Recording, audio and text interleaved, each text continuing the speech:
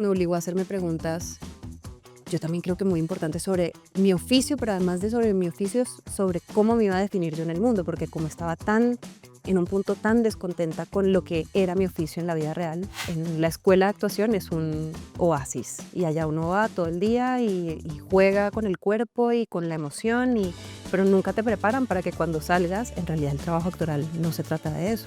Claro, entonces yo me imaginé que actuar era una vaina y luego salí al mundo y era otra cosa absolutamente diferente que no necesariamente me gustaba tanto, que empecé a reconciliarme con la idea de, yo creo que de pronto yo no soy esa.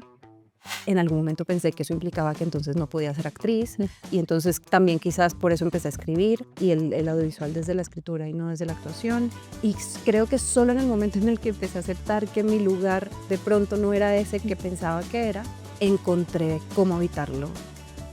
Y empezaron a abrirse unas puertas que yo ni siquiera pensé, ni siquiera sabía que existían esas puertas. Yo creo que también de lo que se enamora la gente cuando ve a un artista, y pienso en los músicos o en los actores y actrices que vemos, tiene que ver con que no hay nada más bello que ver a un ser humano siendo, en libertad. En un mundo en donde el liderazgo parece una fórmula, el CESA invita a redibujar el mapa. Porque las verdaderas motivaciones no solo ocurren en una sala de juntas, también suceden en una cancha, una galería, una cocina o una consola, es decir, en el día a día. Aquí, personas con trayectorias y disciplinas diversas comparten sus decisiones, historias y aprendizajes. No para hablar de negocios, sino para revelar cómo sus lecciones de vida son en realidad lecciones de liderazgo, aunque no tengan ese título. Esto es Liderarse.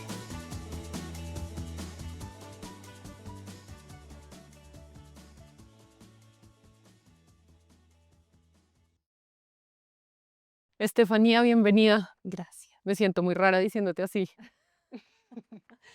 Gracias por la invitación, Isabela. Gracias, Estefi. Qué rico de verdad tenerte acá. Em, Bienvenida a Liderarse, el podcast del CESA. Y quiero que empecemos contándome tú a mí quién es Estefanía. Uy, qué pregunta más difícil. Em, No sé, estoy preguntando, o sea, me pongo muy existencial porque estoy pensando como que por dónde empezar, si empiezo porque tengo 34 años, porque nací en Cartagena, porque viví en Venezuela, porque soy actriz, o por dónde, porque no sé cómo me definiría en ese sentido. Pero bueno, todas las anteriores, tengo 34 años, nací en Cartagena, soy actriz, más recientemente guionista y mucho más recientemente directora. Llevo mucho tiempo trabajando en el audiovisual, mucho tiempo viviendo en Bogotá. Tengo un perro que es mi compañero máximo hace 11 años. Em, Soy muy del mar. Tengo una afinidad particular por la naturaleza y los animales desde que tengo uso de razón, además. Sí, no sé, ¿qué más?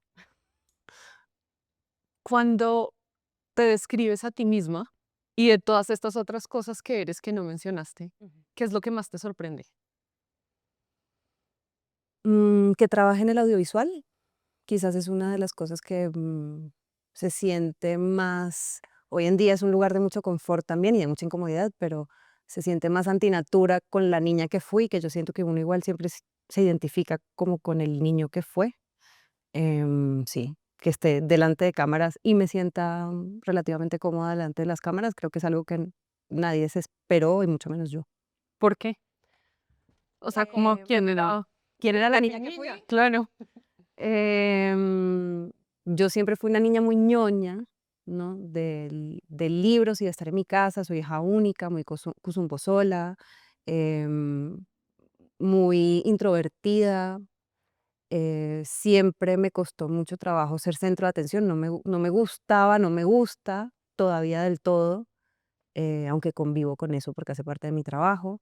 Em, sí, la exposición y ser miradas, la mirada sobre mí es una cosa que siempre me conflictó un montón, eh, y me dedico a un trabajo que es básicamente tratar de atrapar la mirada de otros, ¿no? Y de ponerme bajo la mirada de otros, entonces, sí.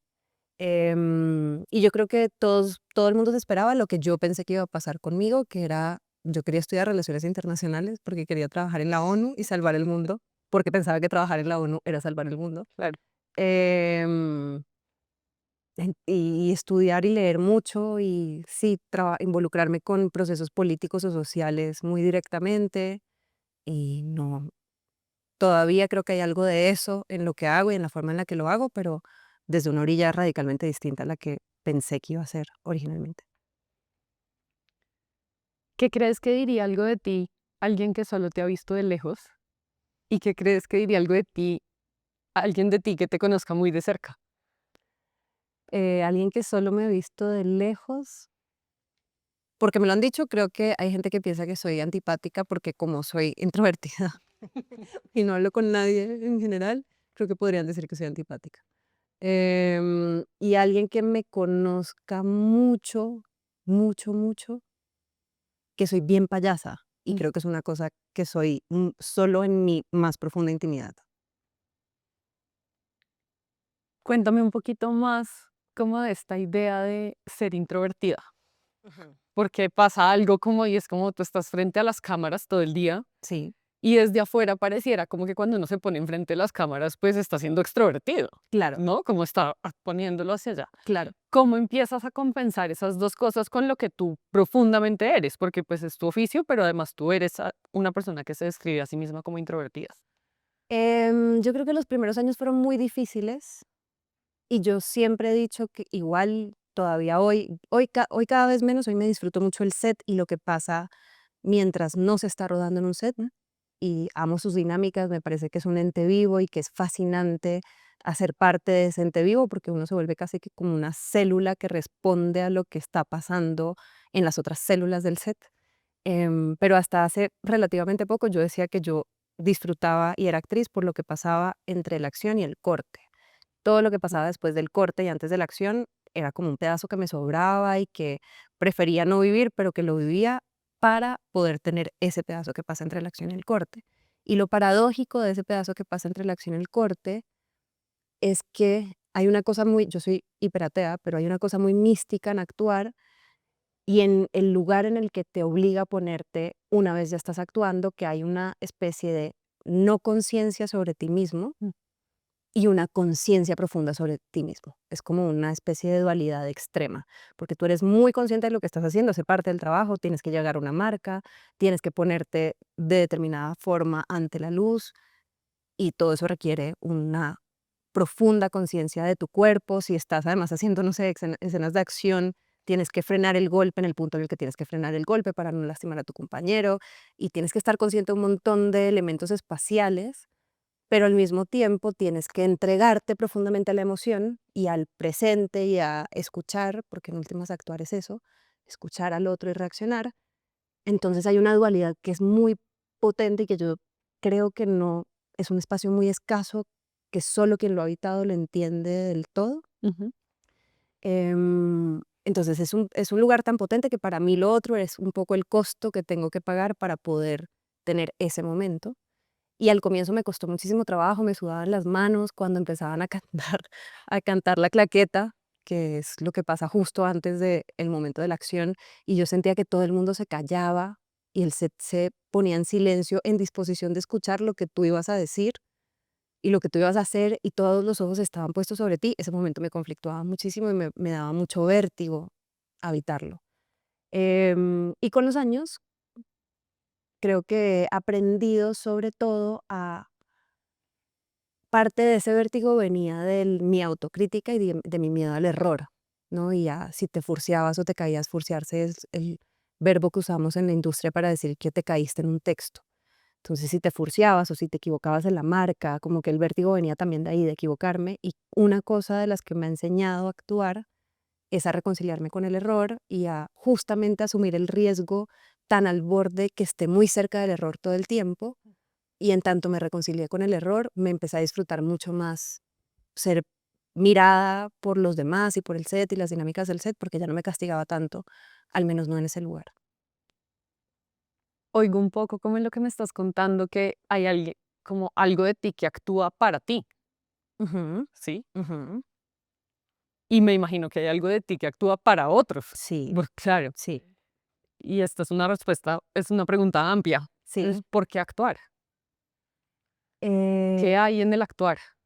yo creo que una parte, tiene que ver con esta sensación física, ¿no? Que también es adrenalínica, yo creo que es muy adictiva. Yo creo que quienes han estado en set, y conozco mucha gente, el set tiene unos costos muy altos, rodamos 12 horas de lunes a sábado sin festivos, es demandante físicamente, emocionalmente, mentalmente, y quienes estamos en el set, conozco mucha gente del crew técnico, actores que eventualmente dicen, yo me quiero retirar, me quiero ir a una casa a Santa Marta, y luego se van, pasan 6 meses y vuelven, porque se vuelve una adicción estar ahí. Hay una cosa que es de esta colectividad, sí, como casi eufórica, que te demanda tanto, hay una cosa que es adictiva en eso.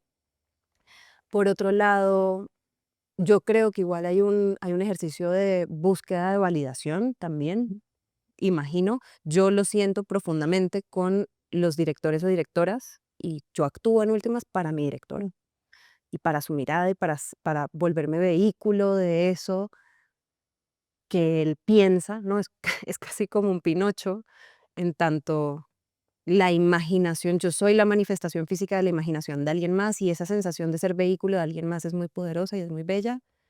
Em, y por otro lado, yo creo que la razón inicial y original por la que yo me enamoré de este oficio tan además de repente, y abandoné mi idea de la ONU y de relaciones internacionales para dedicarme a esto, fue que me pareció fascinante que actuar es un oficio que te demanda, contrario a lo que yo creo que muchos actores y actrices piensan, incluso hoy en día, te demanda la renuncia a la vanidad y la renuncia del juicio, ¿no? Porque para habitar a todos los personajes es una forma de habitar el mundo muy particular, la del actor y la actriz. Es ver al otro y empatizar, es prestarle tu empatía profunda al otro, y ser capaz de entender las heridas que movilizan a cualquier persona, hasta las que menos se parecen a ti. Y yo creo que ya en un lugar más existencial, la razón por la que yo me enamoré de mi oficio cuando tenía 17 años, que fue cuando lo descubrí, fue esa, fue tener que aproximarme al mundo desde un lugar de entendimiento, supongo, y de curiosidad más que de juicio. Em, sí. ¿Qué pasó a los 17 años? O sea, ¿qué estaba haciendo Steffi en ese momento y qué fue lo que vio que hizo que dejara de querer trabajar en la ONU? Yo me fui de intercambio a un pueblito muy chiquito en Dakota del Sur, que tenía 6.000 personas, había un invierno, -35 grados, que duraba además 6 meses. Y empezó este invierno, yo empecé a dormir un montón porque se hacía de noche a las 3 de la tarde, entonces yo, bueno, pues del trópico, si es de noche hay que dormir. Entonces me iba a dormir y me levantaba al día siguiente a las 7 de la mañana, y mi papá de intercambio en un momento me dijo, mira, las tasas de suicidio en invierno aquí se elevan, se disparan, y tú eres del trópico y estás durmiendo 15 horas, a mí me tiene muy preocupado esta situación, porque no hablas con tu consejera estudiantil y le preguntas si puedes hacer algo, si te metes en alguna actividad extracurricular. Y yo, bueno, ok. Fui y me dijeron que como era invierno y nevaba todo el día, a toda hora, solo había actividades adentro, ¿no? Como cerradas, techadas, y que las dos que había disponibles eran básquet o teatro. Y yo dije, no, pues no me voy a humillar.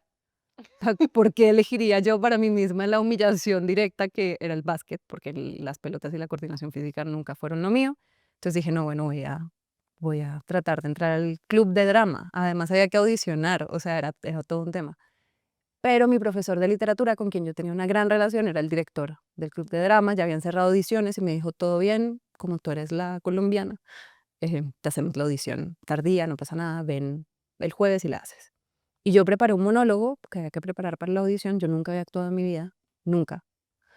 Y lo que les digo, en este punto yo todavía era esta chica hiperintrovertida que no tenía ningunas ganas de ser centro de atención, pero por alguna razón yo me subí a ese escenario a hacer la audición, hice el monólogo, y habría que volver en el tiempo para entender exactamente qué fue lo que pasó internamente, pero yo solo recuerdo como tener una sensación de yo por qué no estaba haciendo esto todos los días de mi vida.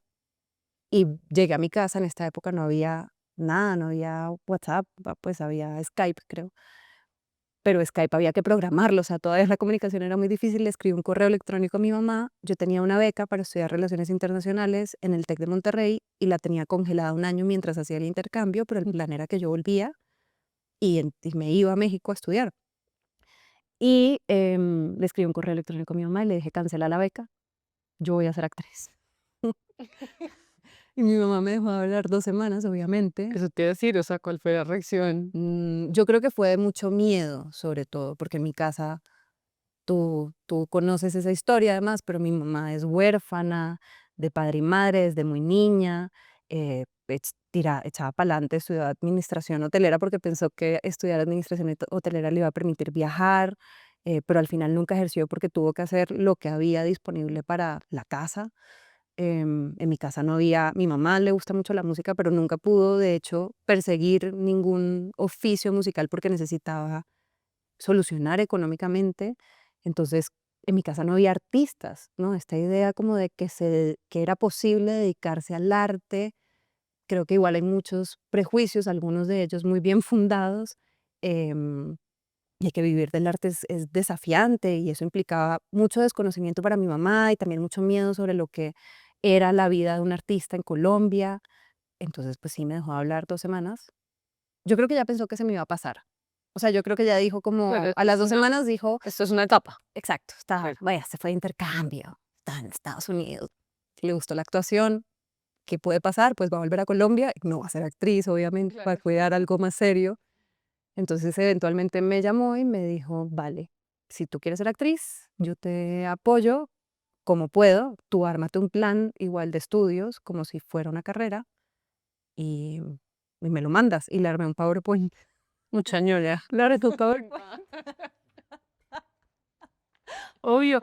Cada que me apoyara tenía que convencerla, entonces le Claro. hice un PowerPoint, le dije como, así va a funcionar mi vida, que creo que nada lo atiné, pero luego empezó, digamos que empezó un camino que fue más, no fue tan directo y tan como paso A, paso B. Yo eventualmente después dije otra vez, no, no voy a ser actriz, por supuesto que no, estudié publicidad en Atadeo, y pasaron muchas cosas ahí que terminaron trayéndome a, en efecto, dedicarme a actuar y otras cosas simultáneamente, pero en ese momento fue que decidí no relaciones internacionales, actuación.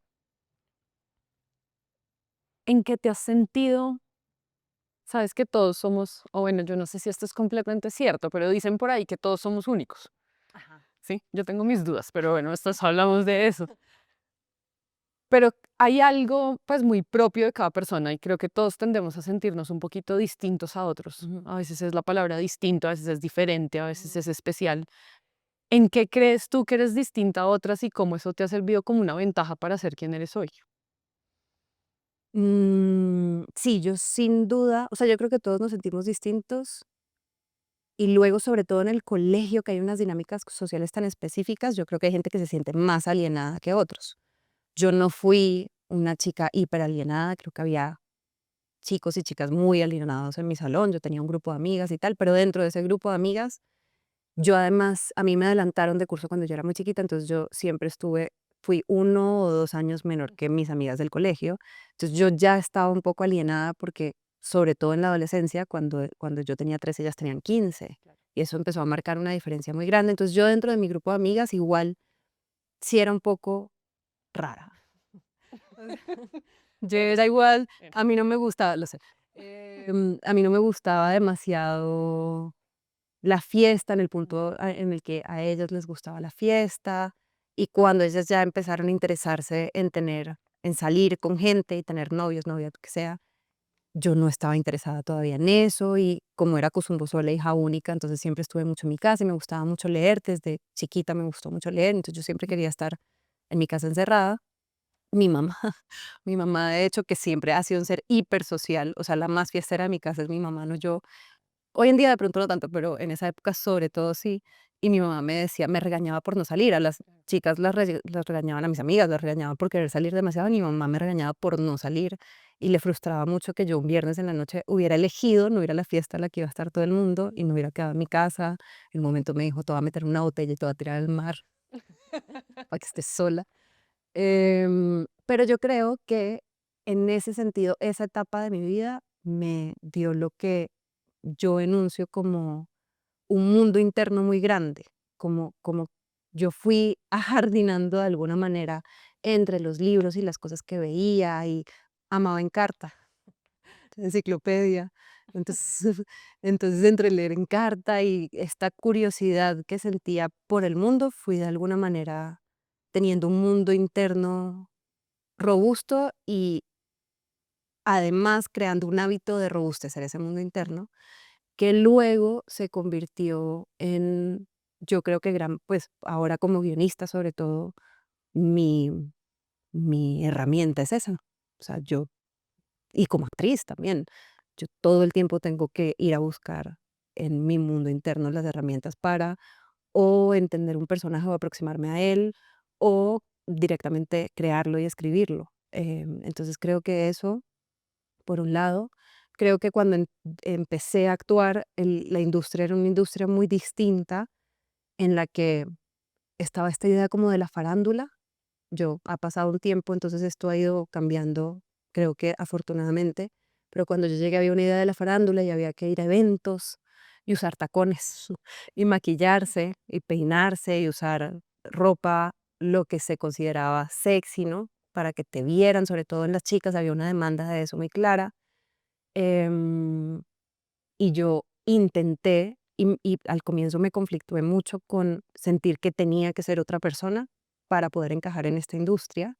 Y los primeros años lo intenté y fui, me puse tacones y me sentí incomodísima y me maquillé y traté de ir a los eventos y actuar normal, pero siempre resultaba sintiéndome más rara que en cualquier otro contexto porque terminaba yo parada en un rincón como viendo con mucha ansiedad social, viendo a la gente desenvolverse, yo odio las fotos, pero entonces ahí había que pasar por las alfombras y tomarse las fotos.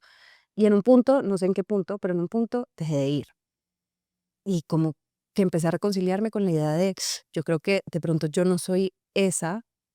En algún momento pensé que eso implicaba que entonces no podía ser actriz. Entonces empecé a hacerme la pregunta de pronto yo no debería ser actriz. Y entonces también quizás por eso empecé a escribir, porque dije de pronto yo ocupo un lugar más naturalmente en ese otro lugar que es habitar la escritura y el audiovisual desde la escritura y no desde la actuación.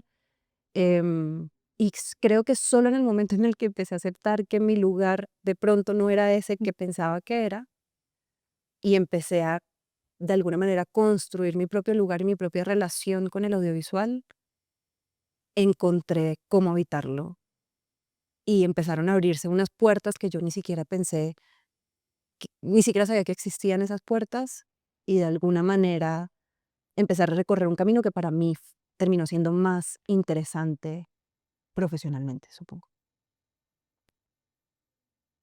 Me encanta esto que dices, como de que tu mundo interno fue muy grande y que eso se volvió como tu, pues sí, tu mayor ventaja, tu mayor herramienta. Y, y me gustaría conectarlo con esta pregunta y es, ¿cuál es tu relación con la sensibilidad? Como no la sensibilidad de esta de yo soy súper sensible, no, o sea, como todo lo que implica esa palabra eh, y dónde la pones en las personas, en los objetos, en las palabras, ¿no? Como, Yo pienso que la sensibilidad para mí, que creo que igual es muy personal, tiene que ver con la curiosidad y tiene que ver con prestar atención, con ser lo suficientemente curioso para prestar atención y fijarse. Fijarse, para mí no hay una categoría específica en la que me interese fijarme, a mí me interesa fijarme en todo, en tanto como sea posible. Em, entonces eso, cada vez que veo, yo digo que yo me alimento mucho de las conversaciones con mis amigas, de las preguntas filosóficas que nos hacemos, porque creo que para hacerse esas preguntas hay que prestar atención. Y mi mundo interior y esta idea de dónde me alimento yo de alguna manera como actriz y como guionista y demás, tiene que ver con eso, con fijarme y querer acercarme más a lo que no entiendo muchas veces o a lo que no conozco. No conocer para mí es un motor muy grande de curiosidad. Em, sí, y creo que eso te obliga también yo siento que la curiosidad es un poco la antítesis del miedo. Em, y eso te obliga a habitar el mundo con menos miedo también y más curiosidad.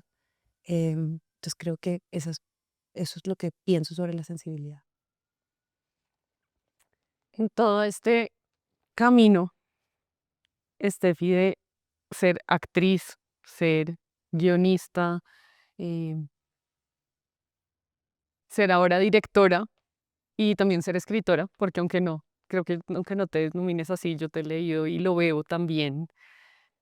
¿Cuál crees que ha sido como el capítulo más interesante como de este recorrido que llevas en tu carrera? Eh, no sé, me cuesta poner, creo que han sido distintos momentos interesantes por distintas razones. Creo que al comienzo fue interesante estar tan fuera de mi zona de confort, además porque cuando yo empecé a hacer televisión, que era lo que había en Colombia, el cine se hacía muy poco, las series todavía no habían llegado, no había llegado Netflix, HBO, Amazon, que ha introducido un lenguaje distinto e incluso ha permeado ese lenguaje, la forma de hacer televisión abierta. Entonces, cuando yo llegué había una industria que era muy rígida, ¿no? Y se hacían telenovelas en las que los personajes eran unos personajes muy arquetípicos, en especial las mujeres, los personajes femeninos, y se actuaba de una manera muy específica y se hacían 27 escenas al día. Yo hacía 27 escenas al día, que esto, yo no sé si alguien que no trabaja en el audiovisual entiende lo que implica, pero esto era un ritmo imposible, pero lo hacíamos. Entonces esto de la exploración actoral y llegar a la emoción y descubrir la escena no existía. Tú te parabas y repetías líneas y lo hacías 2 veces y queda la escena, vas a la siguiente.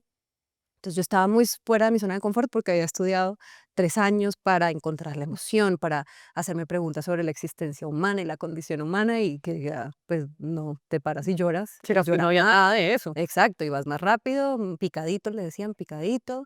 em, y estuve muy fuera de mi zona de confort, pero creo que eso también fue una escuela muy importante para mí.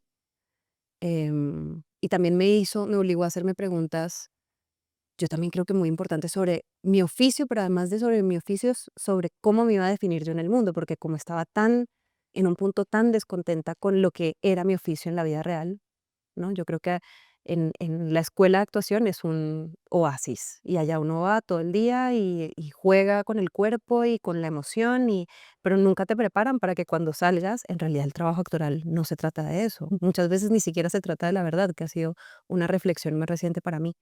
Em, claro, entonces yo me imaginé que actuar era una vaina y luego salí al mundo y era otra cosa absolutamente diferente que no necesariamente me gustaba tanto, o lo que me gustaba era 1 hora al mes, Ujú. ¿no? Que era demasiado poco para mí. Entonces yo creo que me obligó a preguntarme, ok, si elegí un oficio que al final no me gusta, me voy a definir por ese oficio, no me voy a definir por ese oficio. En ese momento fue, creo que yo tenía, no sé, 23 años, que fue la primera vez que me enfrenté al mundo real laboral de los actores y actrices. Y creo que encontré esta frase que hoy me parece un poco cliché y retierna, pero fue un descubrimiento muy grande para mí en ese momento, y era que no éramos a seres humanos, sino seres humanos, y empecé a preguntarme, entonces, si no soy lo que hago, entonces, ¿qué soy? Y yo creo que esa fue una etapa súper interesante en mi vida. Obviamente, luego, yo amo la adultez y amo crecer, y creo que hoy en día estoy en un lugar más interesante laboralmente, más interesante humanamente. Entonces te respondería que este es quizás el momento más interesante para mí de mi vida, pero creo que también igual es una respuesta muy parcializada. De pronto siempre hoy es el momento Sí, de exacto, la vida de uno. exacto, exacto. Sí. ¿Qué preguntas se hace hoy, Estefanía? No relacionadas con su profesión. Ok. Em, creo que me pregunto, yo soy, yo soy muy volcada a la afuera, más que a la adentro. Entonces creo que las preguntas que me hago tienen mucho que ver con el mundo. Me pregunto mucho, em,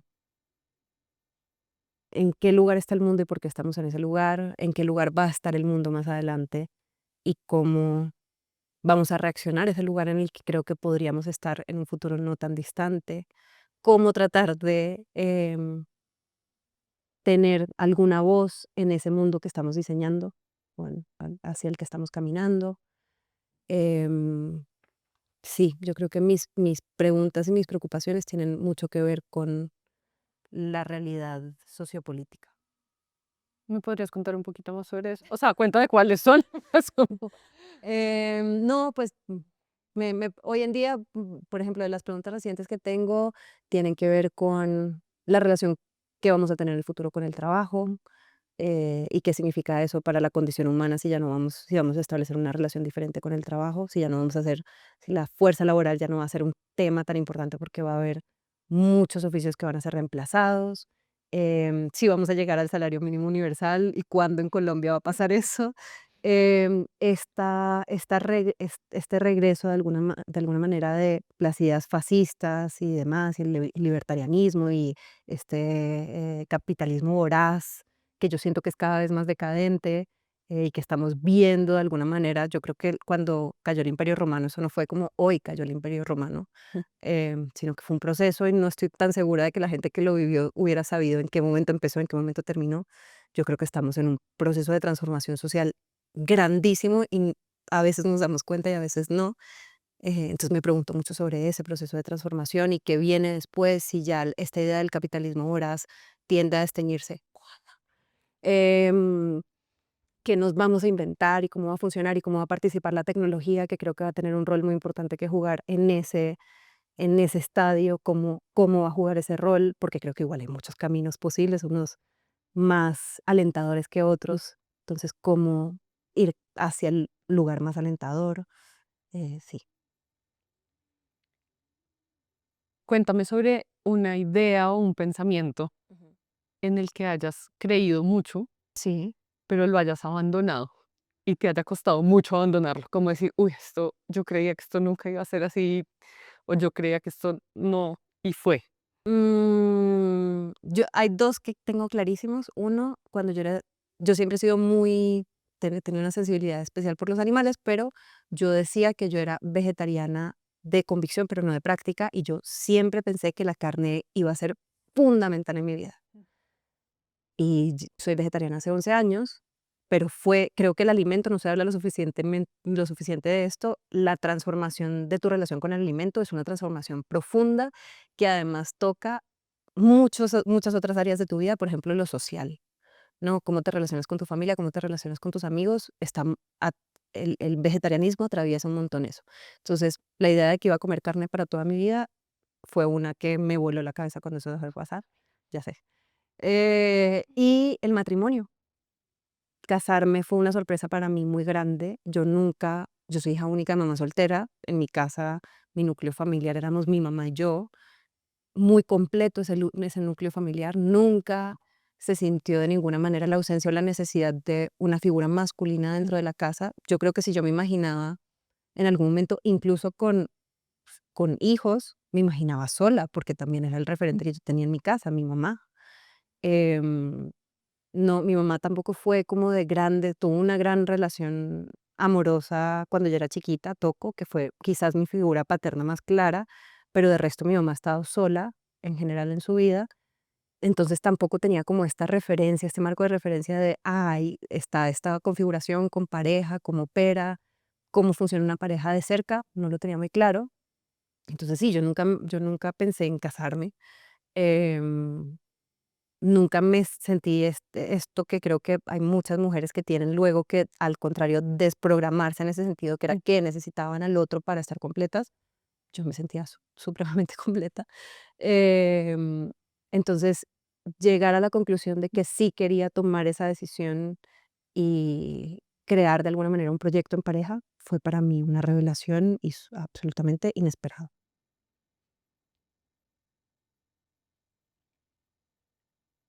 Me pasa algo y es que yo te oigo y te veo y te pienso y te recuerdo, porque Ujú. recuerdo lo que te conozco y te veo siempre como una persona gocetas.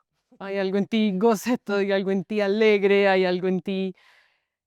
Y quiero que me cuentes un poquito de tu relación con esa emoción, como no sé si es felicidad, no sé si es goce, no sé exactamente cuál es, pero la veo y la siento y creo que no es una emoción a la que la gente accede siempre fácilmente. Sí, yo creo.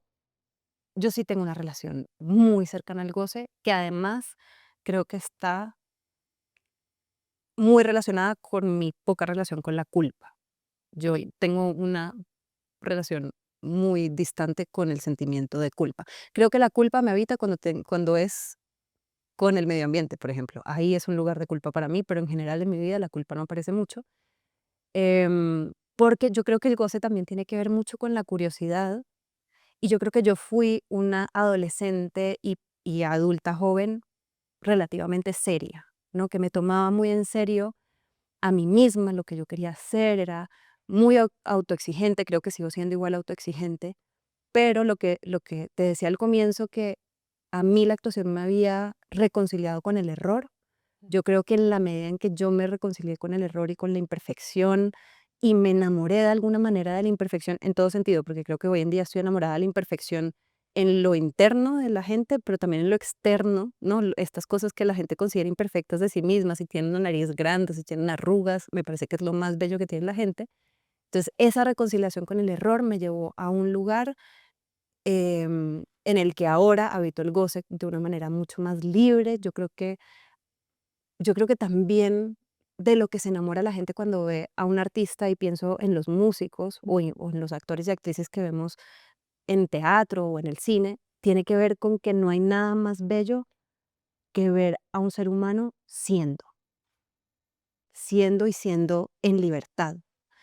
Entonces creo que esas reflexiones como actriz, ¿sí? Me llevaron a habitar ya luego espacios que no tienen que ver con la actuación desde un lugar distinto. Y sí, yo también creo que igual está atravesado porque yo cuando era chiquita pensaba que me iba a morir joven. Yo creo que tú ya hemos hablado de esto. Pensaba que me iba a morir joven, entonces yo también me volví hiper carpe diem porque era: si me muero mañana, marica, tengo que dejar todo listo, exacto, tengo que dejar todo listo muy temprano. Entonces fui siempre muy hambrienta como de experiencias y hacer las cosas y decirle a la gente lo que siento. Y ahora mi mamá también tiene esto muy marcado, entonces también creo que es medio herencia, abrazar a la gente, no quedarme con nada, yo no me quiero quedar con nada. Y pienso que igual la vida es tan corta, todo esto suena hiper cliché, pero América, la vida es muy corta y no hay sino que estar vivo para morirse. Em, que no, pues, y soy atea, entonces no pienso como ni que vaya a reencarnar y luego vaya a tener otra oportunidad en esto, ni que luego voy a tener el goce en el cielo. Yo siento que el cielo es esto, o también puede ser esto el infierno. Depende de el contexto en el que naciste muchas veces y también de tu disposición para aproximarte a esta experiencia que es la vida. Entonces, en tanto yo pueda hacérmelo cielo, pues mejor. Pero creo que eso está muy atravesado con que bruta pero decidida, hoy en día me interesa menos ser muy buena, tomarme muy en serio, sino disfrutar, marica. Me parece que el acto más revolucionario en un mundo y en un país como este es hacer las cosas con amor y con goce, y ojalá hacer que ese amor y ese goce se vuelva colectivo, ¿no? Este podcast tiene como un componente, ¿verdad? Y es que pues, es un podcast acerca del liderazgo, pero no acerca del liderazgo tradi corporativo, del que ya sabemos mucho, sino todo lo contrario, del liderazgo más personal. Por eso se llama liderarse. Creemos que los líderes, para poder ser líderes para otros, pues tienen que ser líderes de sí mismos antes de empezar a hacer eso. Y uno no puede acceder a sí mismo, por lo menos esto creo yo, sin revisitar y reconocer la importancia de las relaciones con los otros, ¿sí? Entonces quería preguntarte por eso. ¿Quiénes han sido grandes influencias en tu vida y quiénes han hecho de Estefanía esa, voy a decir acá entre comillas, líder? Porque no sé si te denominas así, yo lo veo clarísimamente, pero de pronto tú no lo ves así y lo puedes controvertir y decirme: no, cállate, nada que ver, No, sí, cállate, güey. cállate, obvio. Pero quiénes han sido estas personas y estas relaciones, porque no necesariamente tienen que ser con personas, no lo sé, que han sido grandes influencias en tu vida. Mm, yo, pues mi relación fundamental y mi maestra más clara es mi mamá. Em, y mi mamá es una hija profunda del goce, por ejemplo, ahorita que hablábamos de eso. Entonces yo sí creo que hay una parte muy importante de cómo yo me relaciono con el mundo, que tiene mucho que ver con ella. También creo que hay una parte muy importante de cómo me relaciono con el mundo y sobre todo con el mundo laboral que tiene que ver con haber visto lo que no quería replicar de ella, ¿no? Mi mamá hoy en día es un ser humano absolutamente luminoso, que no se toma nada en serio, que se goza todo, pero cuando yo era más chiquita fue una mujer muy dura con ella y con los otros. Entonces creo que también tendí a alejarme de ese lugar por haber visto a mi mamá ocuparlo. Em, Creo que mi relación con la naturaleza y con mis perros, porque además no voy a hablar solo de Barba, sino yo siempre he tenido perros, em, tiene mucho que ver. Yo creo que a mí la naturaleza me devuelve el asombro a diario, ¿no? Em, y yo creo que los procesos creativos más interesantes tienen que partir del asombro también. Entonces yo creo que mi relación con la naturaleza tiene mucho que ver con quién soy yo en muchos estadios. Mi relación con mis amigas, que tú las conoces a todas, y con mi esposo, que son, yo estoy rodeada de gente que se hace preguntas profundamente interesantes y que no me dejan como acomodarme. Y eso me parece hermoso porque entonces también esta noción como de identidad y esto soy yo y yo creo en esto, para mí es muy móvil y muy flexible y creo que eso está muy alimentado con que estoy rodeada de gente que es también muy móvil y muy flexible en ese sentido. Y he tenido unos mentores muy claros también como en mi vida. Natalia Santa es una figura muy importante en mi vida laboral, me ha enseñado muchísimo, me ha de alguna manera llevado con ella. em, y usado su experiencia, como transmitido su experiencia. Además, ahora que hablamos de liderazgo, para mí fue una experiencia transformadora trabajar con ella como directora. Era la primera mujer que me dirigía, pero yo no creo que esto tenga que ver con que ella es mujer, sino con que es Natalia y es maravillosa. Y Natalia fue la primera directora que yo vi decir en un set que no sabía algo. Yo nunca había visto un director decir no sé. Y ella habitaba el set desde un lugar de vulnerabilidad en el que se permitía el error y encontrar las respuestas de forma colectiva y no tener las respuestas todas ella. Y tengo un post-it, porque además cuando yo trabajé con ella estaba a puertas de yo empezar a dirigir la película de animación. Entonces recuerdo haber escrito un post-it como en un mundo duro, liderar desde la blandeza, que yo creo que te quita además mucho peso a ti, ¿no? Y despojarte de esta idea del individuo. La obra de arte muchas veces está muy conectada al individuo, es tu película, ¿no? De hecho, hay un crédito que yo odio, pero que se usa mucho, que es una película de, porque una ¿Como película hecha por? no es de una sola persona. Si hay algo que no es hecho por una sola persona, son las películas. Y creo que hay una, para mí también fue muy liberador verla a ella, verla evitar el error y el no saber con tanta facilidad y comodidad, o al menos aparentemente desde afuera, que hace que luego cuando yo no hubiera podido hacer esta película de animación diciendo que yo sabía cosas, porque yo no sabía nada, o hubiera sido un peso terrible y lo hubiera pasado muy mal si yo hubiera querido ser directora desde ese lugar de la directora. Creo que me quitó toneladas antes incluso de ponérmelas encima, aprender de ella eso. Entonces creo que Nata Santa ha sido una figura muy, muy importante en mi vida, pero luego yo he aprendido de mucha gente, del crew aprendo todo el tiempo, de otros actores y actrices con los que he trabajado. La mayoría de mis directores, Mateo Stivelberg, Verónica Triana Burgos, todos se han convertido luego en mis amigos, porque yo creo que yo soy muy curiosa, que mamamos gallo siempre porque yo soy muy zapa, yo quiero saberlo todo, entonces, entonces luego me acerco mucho y se convierten en mis amigos. Yo creo que yo he aprendido de básicamente todas las personas con las que he trabajado, que son muchas, muchas. Dijiste una frase que me parece chéverísimo que ahondemos en ella y es que tú quisieras y tu, digamos que motor o mantra, no sé si es un mantra, ha sido como liderar desde la blandeza. Y a mí me pasa algo y es que en todo lo que nosotros leemos sobre el liderazgo, o sea, en la literatura por lo menos más clásica, tradicional desde el liderazgo, se habla de unas personas fuertes, firmes, de, que no dan el brazo a torcer, que se guían por un principio rector, ¿no? Y a mí esta idea del liderazgo desde la blandeza me parece revolucionario porque además creo que es mucho más, pues yo lo leo como algo más mucho más natural, como mucho más humano y en el entorno natural que va muy en línea como con lo que nos contabas ahorita. Em, ¿Qué significa eso? ¿Qué significa liderar desde la blandeza? ¿Cuál es la blandeza?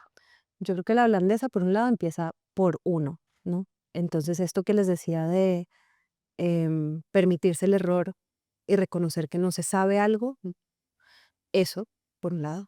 Y por otro, y lo pensaba porque hace poquito lo hablaba con alguien que ha trabajado con Natalia y es escuchar, ¿no? Yo creo que la blandeza tiene que ver con permearse, ¿no? Con ser maleable, con dejar que las cosas te atraviesen. em, y yo creo que eso, la máxima manifestación de eso es la escucha. Natalia es una persona que no importa tu cargo, qué tan en la escala vertical que igual hay en el audiovisual, qué tan abajo, tan arriba se ubica tu cargo. Si tú le dices, Natalia, yo creo que es muy impresionante, ella detiene todo y hay muchas cosas importantes que hacer siempre en un set es muy vertiginoso, ella tiene todo y se sienta contigo y te escucha. Y puede que al final la conclusión sea, lo que me estás pidiendo no lo puedo hacer por esto y esto y esto, o esta idea que me estás proponiendo está interesante por este lado, pero no es viable en esto. Lo que sea, puede que la respuesta al final sea un no, que normalmente no es un no, punto, sino es un no porque o gracias y esto sí, pero de pronto esto no lo podemos hacer, ¿no? Como con mucha explicación. em, que yo creo que esa es una de las cualidades de la holandesa, la capacidad de escuchar y dejarte permear. Pero para eso también hay que estar tranquilo siendo vulnerable, ¿no? Estar tranquilo sintiéndote incómodo. Creo que hay que tener incluso más herramientas para evitar la blandeza porque hay que tener argumentos, ¿no? La rigidez te permite decir que no hay punto y no tienes ni siquiera que pasarlo por la razón y comunicarlo, no tienes que hacerte preguntas a ti mismo, es no, punto. La blandeza te obliga a incomodarte, te obliga a buscar herramientas, te obliga a hacerte preguntas. Y claro, creo que eso muchas veces es un lugar desafiante. Y creo que solo las personas realmente grandes de espíritu, realmente amplias de mundo interior, pueden habitar el liderazgo desde ese lugar. Gracias por eso. Súper chévere, me parece súper interesante esa postura. Quiero volver a algo que has mencionado un par de veces ya, y es que eres atea. Pero quiero volver a eso porque creo No, que... ojalá no vea esto. Ay, pucha, No mentiras, ni porque la mía, no mentira.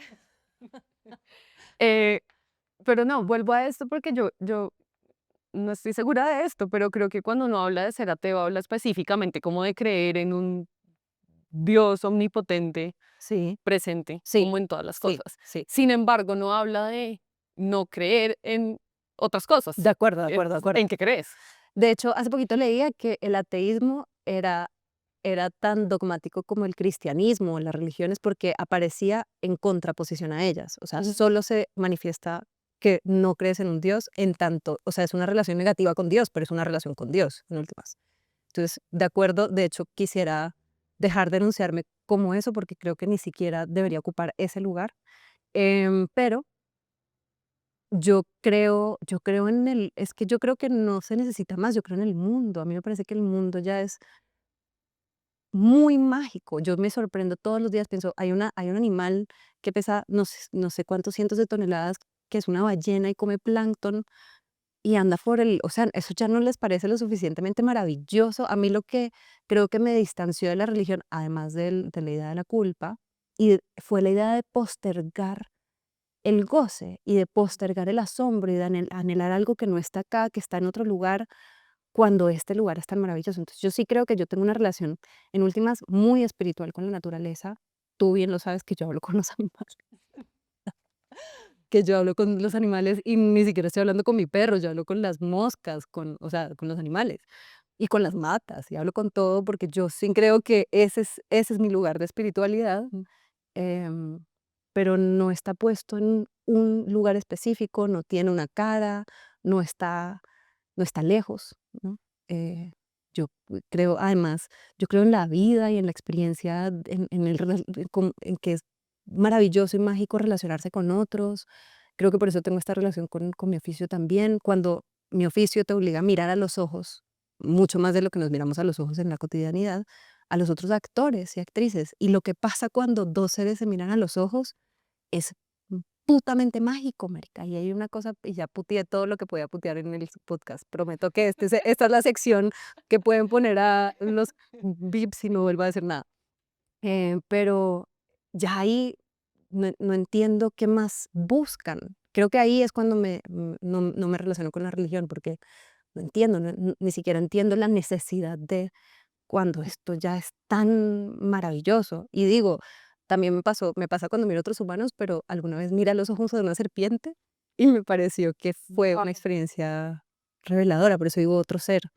Em, sí, entonces, sí, esa es mi posición espiritual. Más allá de lo religioso, Ujú. ¿en qué no crees en tu día a día? No creo en la culpa, no creo en esta relación maniqueísta del bien y el mal, no creo que exista el bien y el mal.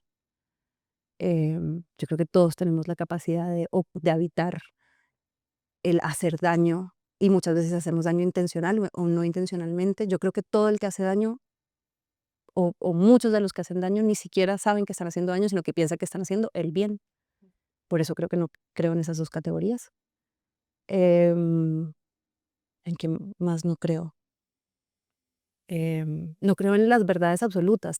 También creo que por eso me cuesta mucho en los dogmas. No creo, no, me cuesta mucho ponerme en un lugar de soy el adjetivo que siga, no sé. Em, sí, en eso no creo. Me mencionabas ahorita, Steffi, que tus preguntas usualmente están más afuera que adentro, Ujú. pero igual cuando vuelves a lo que te mueve, Sí, cuando hablamos de nuestras relaciones, dices como mis amigos, mi sí, esposo, sí, mi mamá me hacen estar en constante movimiento, me incomodan, me hacen hacerme preguntas. sí. ¿Qué preguntas crees que deberíamos estar haciéndonos los seres humanos que no nos estamos haciendo?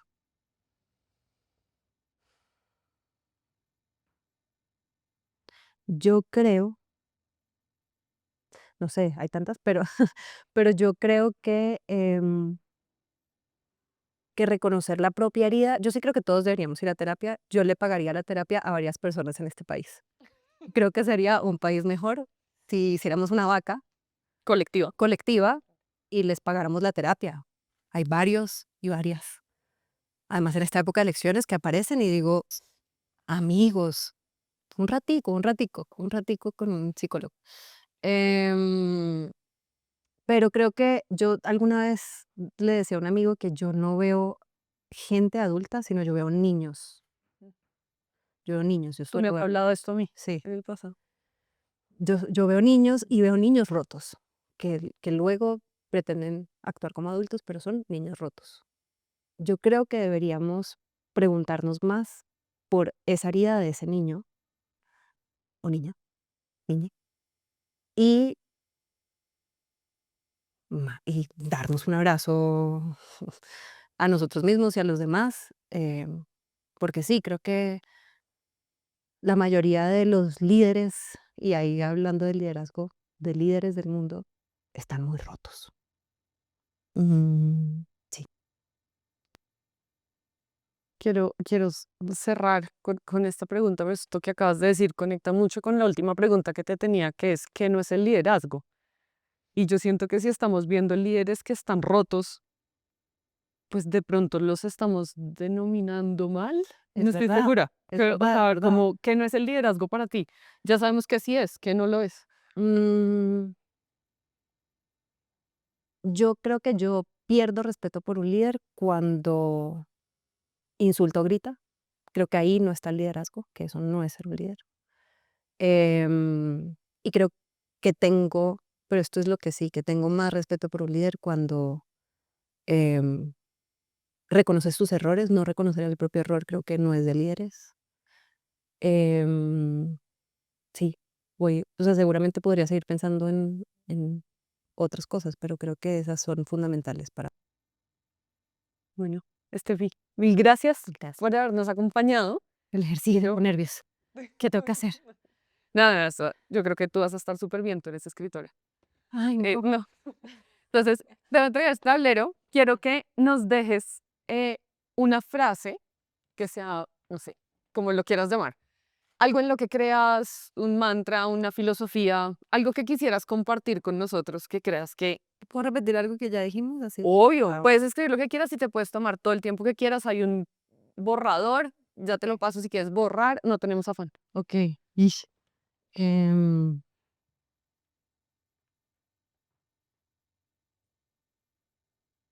bueno, no puedo cambiar.